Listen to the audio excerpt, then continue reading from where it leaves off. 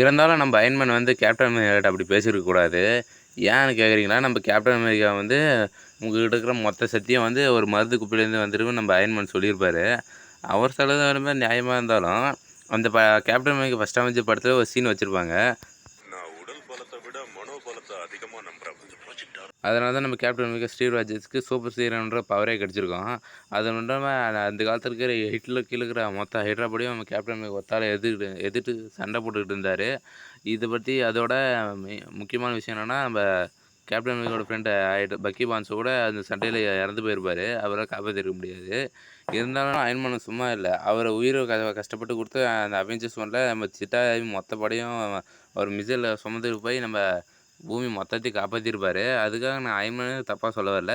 இருந்தாலும் பேசுனது அந்த அளவு தப்புன்னு தான் நான் சொல்ல வரேன். மத்தபடி யாரும் நீங்க திட்டிக்காதீங்க. அது மட்டும் இல்லாம செகண்ட் ரீசன் வேற இருக்குது. இந்த மாரி பேசுனதுக்கு கூட ஒரு காரணம். ஏன்னா, அப்ப வந்து லோக்கியோட மைண்ட் ஸ்டோன் வந்து கோல் அங்க பக்கத்துல இருக்கும். அதனால தான் அங்க ஒரு சின்ன சண்டையே நடந்திருக்கும். இத பத்தி நீங்க என்ன நினைக்கிறீங்க? அதோட உங்களுக்கு புடிச்ச ஃபேவரட்டான அவெஞ்சர் படம் என்னன்னு மறக்காம சொல்லிட்டு போங்க.